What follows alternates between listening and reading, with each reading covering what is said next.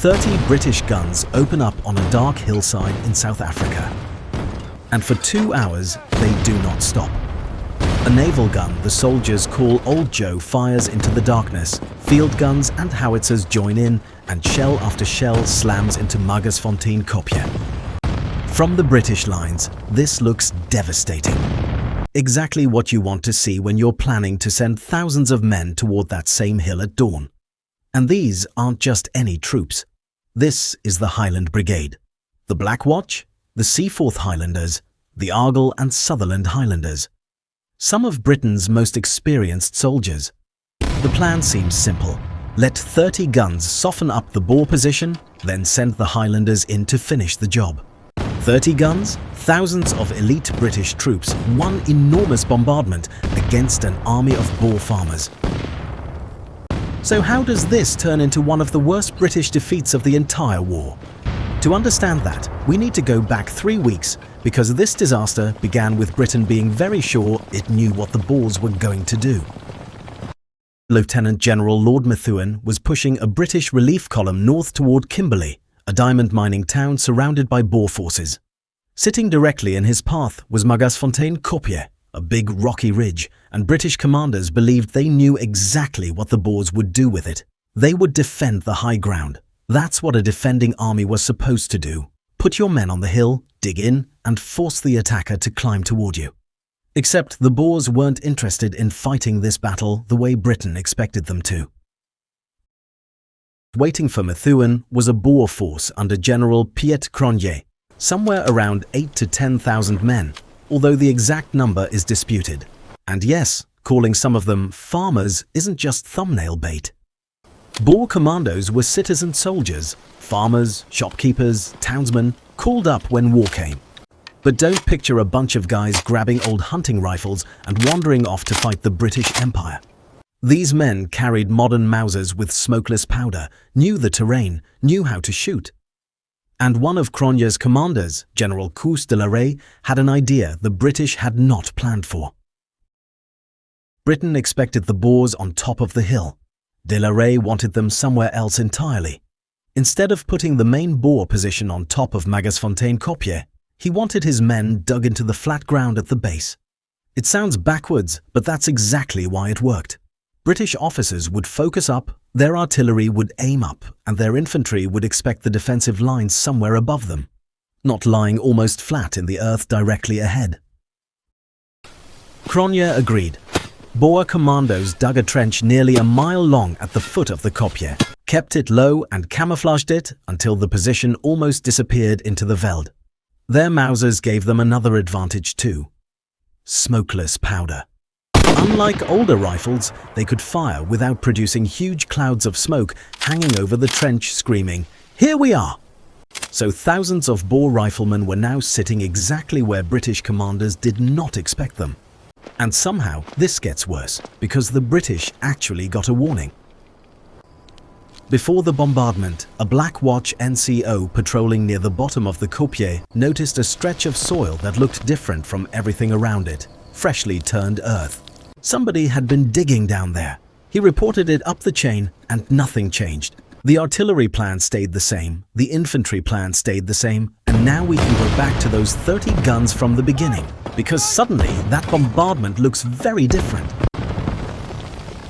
For 2 straight hours, British artillery hammered Magersfontein kopje. Old Joe fired, the field guns fired, the howitzers fired. Shell after shell smashed into the rocks, while Cronje's men were lying low in that trench at the base of it. The Boers weren't up there.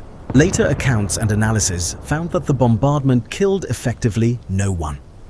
Around 30 guns had spent roughly 2 hours hammering the hill, while the position that actually mattered survived essentially untouched.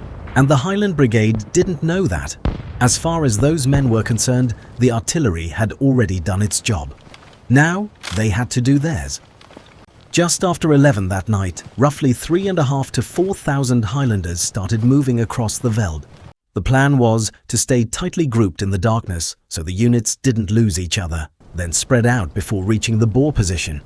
Except it was pitch dark. A storm moved across the area, and thornbush and wire fences kept squeezing the formation together.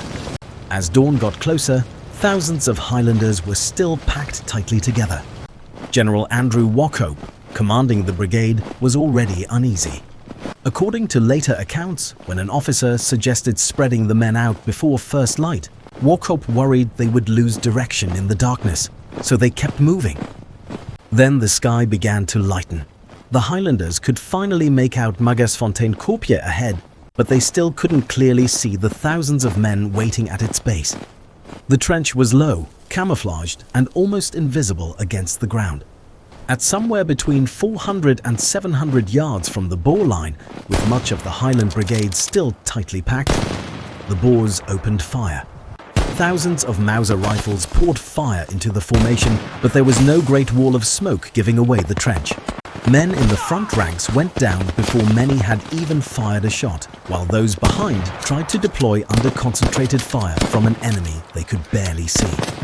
One Black Watch colour sergeant later remembered the Boers seeming to be arranged in tiers along the hillside, pouring magazine fire into them at a terrible rate. Soldiers dropped flat, pushed sideways and searched for cover while officers desperately tried to turn a marching column into a fighting line. Wauchope moved forward, trying to reach the front, and within minutes the Highland Brigade had lost its commander. The artillery hadn't destroyed the Boer position. The Highlanders were still packed together. Their commander was already down, and many still couldn't tell where the fire was coming from. If you like history, where the plan looks perfect right up until reality tears it apart, subscribe. Because for the Highlanders still lying out there, getting through that first volley was only the beginning. The survivors dropped wherever they could. Some were only a few hundred yards from the Boer line. Close enough that lifting your head could draw fire, but far enough away that charging across open ground was almost impossible. Then the sun came up properly. This was December in South Africa. Summer. Men who had marched through the night were now lying exposed as the temperature climbed, many with very little water. Officers ordered them to hold rather than retreat across open ground under Boer fire. So minutes became hours.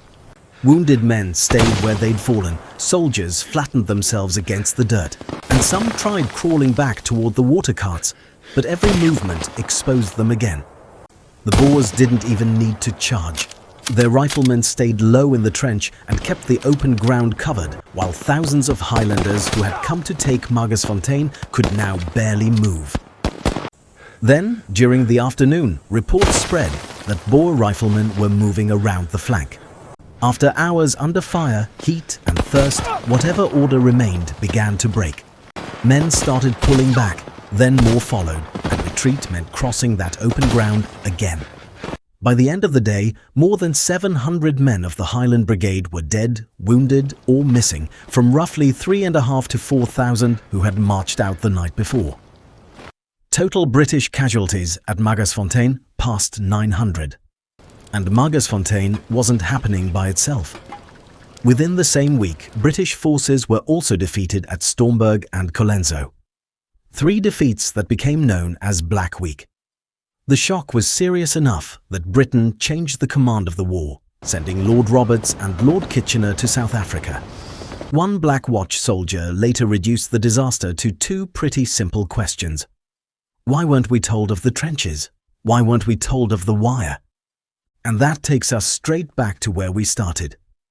Around 30 British guns spent about 2 hours hammering Magersfontein kopje, certain they were destroying the position their Highlanders would have to attack at dawn, while the Boers were never waiting where Britain expected them to be. They were down below, in the ground, waiting.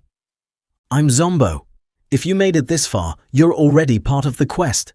Subscribe, and I'll see you in the next one.